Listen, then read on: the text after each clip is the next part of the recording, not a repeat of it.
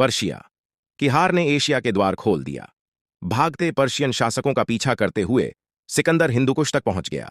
चरवाहों, गुप्तचरों ने सूचना दी, इसके पार एक महान सभ्यता है। धन धान्य से भरपूर, सन्यासियों, आचार्यों, गुरुकुलों, योद्धाओं, किसानों से विभूषित सभ्यता जो अभी तक अविजित है। सिकंदर ने, जिसके पास अरबी फरिशर्मिन घोड़ों से सुसज्जित सेना थी, ने भारत पर आक्रमण का आदेश दिया। झेलम के तट पर उसने पड़ाव डाल दिया, आधीनता का आदेश दिया। महाराज पोरस की सभा लगी थी। गुप्तचरों ने सूचना दी, आधे विश्व को परास्त कर देने वाला यूनान का सम्राट अलक्षेंद्र ने भारत विजय हेतु सीमा पर पड़ाव डाल दिया है। महामंत्री का प्रस्ताव था, राजन तक्षशिला के राजा आम्बिक ने अधीनता स्वीकार कर ली है। यह विश्व विजेता है, भारत के सभी महाजनपदों से वार्ता करके ही कोई उचित निर्णय लें। महाराज पोरस, जो 7 फीट लंबे थे, जिनकी भुजाओं में इतना बल था कि 100 बलशाली योद्धा एक साथ युद्ध करने का साहस नहीं कर सकते थे, ने महामंत्री को फटकार लगाई, हम भारत के सीमांत क्षेत्र के शासक हैं, यदि हम ही पराजय स्वीकार कर लिए तो भारत कैसे सुरक्षित रहेगा। अपने पुत्र को सिकंदर की शक्ति पता करने भेजेते हैं। साहसी पुत्र ने सिकंदर पर हमला कर दिया। 23 वर्ष की अवस्था में वीर बालक युद्ध भूमि में मारा गया।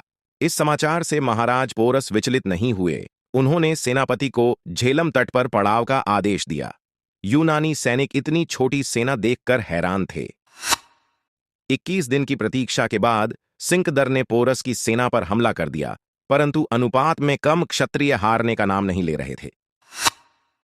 सेनापति महाराज पोरस को सूचना देता है, सिकंदर के तेज घोड़ा आई और बारूद के सामने क्षत्रिय योद्धा वीर गति को प्राप्त कर रहे शिव भक्त पोरस महादेव की आराधना कर रहे थे। पोरस ने दोपहर तक सिकंदर को रोक रखने का आदेश दिया। दोपहर तक पोरस की आधी से अधिक सेना खत्म हो चुकी थी। यूनानी सैनिक जीत के जश्न में डूबने वाले ही थे। तभी पूर्व से भगवा पताका से आसमान भगवामय हो गया। हर हर महादेव के शंखनाद से पृथ्वी कांप उठी। झेलम का पानी उफान मारने लगा, जैसे अपने राजा का चरण छूने को व्याकुल हो। 10,000 हाथियों से घिरे महाराज पोरस ऐसे लग रहे थे कि हाथी के ऊपर कोई सिंह युद्ध करने को आ रहा है। बची सेना अपने राजा को युद्ध स्थल पर देखकर पागल सी हो गई। सिकंदर अपने अभियान में बहुत से बड़े योद्धाओं को पराजित किया था, लेकिन ऐसा दृश्य उसने कभी नहीं देखा था। क्या कोई व्यक्ति इतना भी विशाल और गर्वित हो सकता है?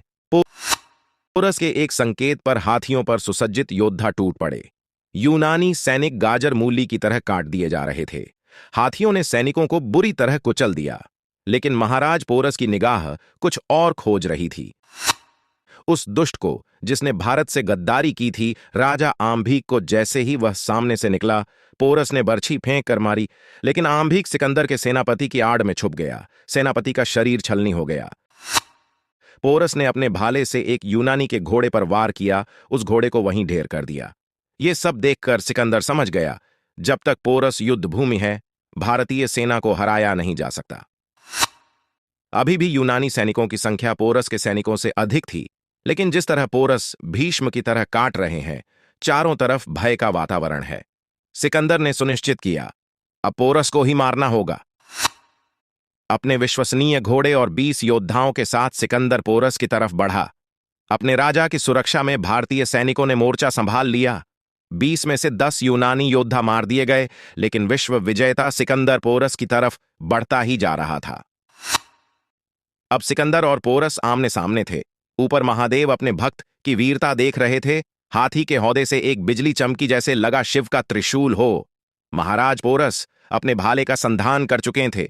भाला सिकंदर की तरफ बढ़ा चला आ रहा था। घोड़े ने स्वामी भक्ति दिखाई और अगले पैरों को उठाकर वह भाले के सामने आ गया। हवा को चीरता हुआ भाला घोड़े को ढेर कर गया और सिकंदर को जा लगा, घायल, मूर्छित। सिकंदर जमीन पर गिर पड़ा। उसने पहली बार खुले में आसमान देखा था। घायल सिकंदर को लेकर उसके योद्धा शिविर की तरफ भागे। इधर झेलम का उफान थमसा गया। अपने राजा के चरणों को छूकर झेलम थम गई, वापस सामान्य वेग से बहने लगी। आखिर क्यों ना उन्हें गर्व हो, आज उनके सम्राट ने विश्व विजेता को पराजित किया है। कहावत है, जो जीता वही सिकंदर, पर जिसने सिकंदर को जीता वो महान सम्राट महाराज पोरस।